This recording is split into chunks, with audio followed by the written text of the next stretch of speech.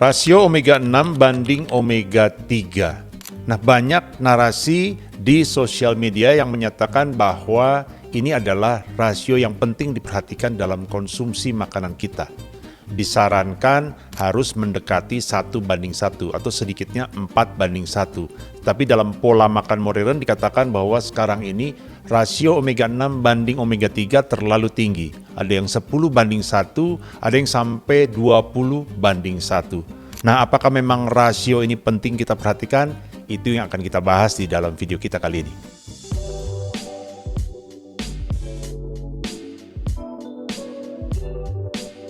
Halo teman-teman, selamat datang di Seputar Jantung, channel informasi jantung yang terpercaya, membahas segala hal yang berhubungan dengan jantung secara mendalam, namun tetap mudah dipahami, bersama dengan saya, Dr. JJ. Hari ini judul video saya beri judul Rasio Omega 6 berbanding Omega 3, apakah penting? Saya sudah bahas soal Omega 3 dan juga soal Omega 6 di video-video sebelumnya. Nah, hari ini kita akan bahas satu rasio yang di sosial media ada yang mempersoalkan ini merupakan rasio yang harus kita perhatikan. Saat kita makan omega 3 dan omega 6 ada perbandingan yang harus kita perhatikan. Ya, sebelum kita masuk ke situ saya ulang dulu sedikit ya. Teman-teman nanti bisa juga menonton lagi ulang, tetapi ini ulang sedikit saja supaya lebih cepat pemahamannya. Omega 6 dan omega 3 dan omega 6 keduanya adalah masuk golongan yang kita sebut sebagai PUFA. PUFA apa artinya? Polyunsaturated fatty acid ya, atau lemak yang tak jenuh ganda. Nah, saya sudah ulang-ulang beberapa kali. Dibilang lemak tak jenuh itu adalah kalau ikatan karbon C-nya ada yang ikatan rangkap seperti ini, ikatan rangkap ya. Kalau semuanya seperti begini namanya lemak jenuh.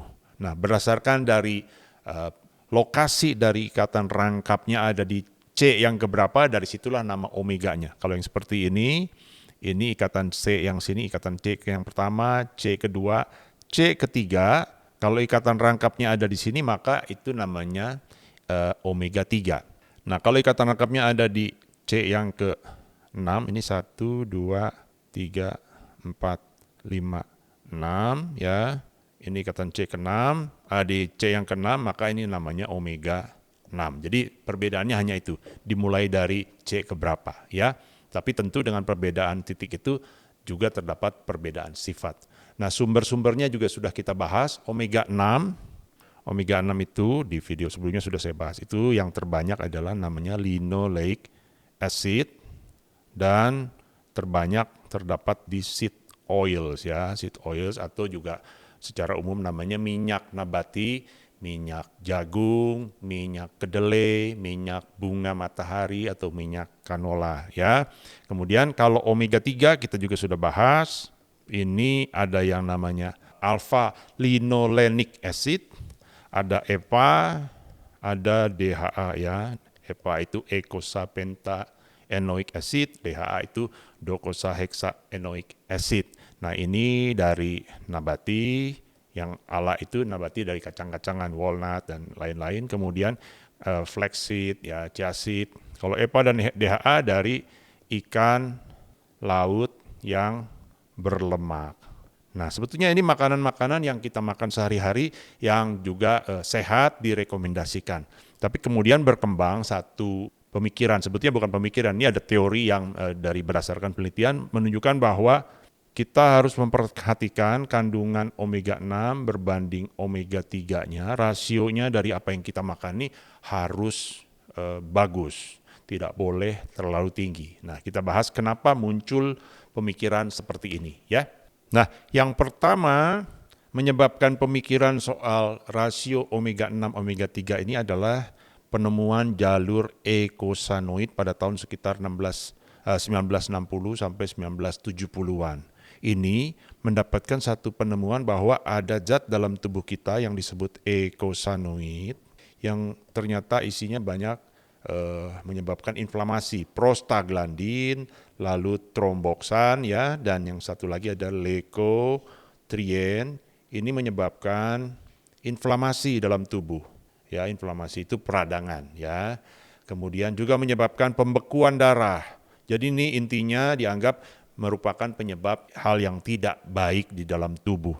Lalu dari penelitian para peneliti ini yang kemudian juga ternyata mendapatkan hadiah Nobel, mereka mendapatkan bahwa ini dirubahnya oleh namanya arachidonic acid. Dan arachidonic acid ini ternyata asalnya adalah dari perubahan linoleic acid yang sebetulnya itu adalah omega 6. Nah, dari sinilah timbul pemikiran jangan-jangan omega 6 ini kurang baik. Itu dasar pertama dari pemikiran tentang rasio omega 6 banding omega 3. Pemikiran kedua timbul berdasarkan penelitian Inuit. Penelitian Inuit yang ada di daerah Greenland ini tahun 70-an. Di situ diteliti masyarakat di daerah tersebut ternyata penyakit jantungnya sangat rendah, ya, harapan hidupnya tinggi, dan waktu diperiksa ternyata mereka sangat banyak mengkonsumsi ikan laut.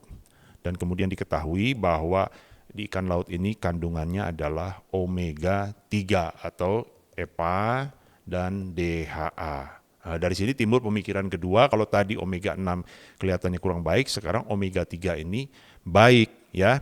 Yang ketiga, kemudian ada seorang ahli nutrisi terkenal bernama Artemis Simopoulos pada tahun 80 sampai 90-an yang meneliti bahwa rasio omega 6 berbanding omega 3 dari makanan atau pola makan modern ini ternyata sangat tinggi, antara 10 banding 1 sampai 20 banding 1. Sementara dia mengajukan teori bahwa makanan-makanan yang orang-orang tradisional dulu rasionya mungkin 1 banding 1 sampai paling tinggi 4 banding 1.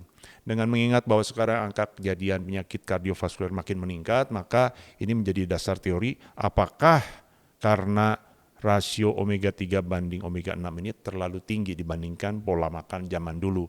Kembali lagi kepada dua penelitian tadi bahwa omega 6 ternyata adalah prekursor atau penyebab terjadinya pembentukan zat-zat yang proinflamasi tadi, dan omega 3 justru sebaliknya bagus, menyebabkan penyakit jantung koroner lebih rendah.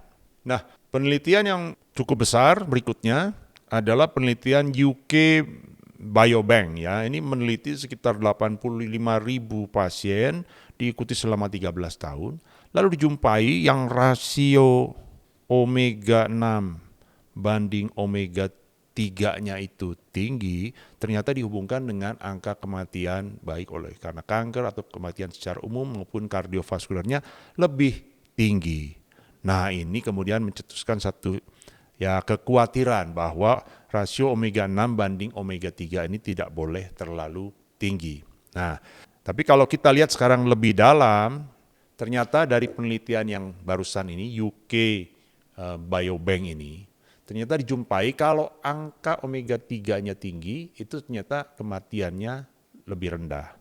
Ternyata kalau kita periksa sendiri saja, angka omega 6-nya juga tinggi, ternyata angka kematiannya juga rendah. Jadi kalau diperiksa masing-masing, tidak diperbandingkan, ternyata sebetulnya dua-duanya juga menyebabkan angka kematian yang rendah.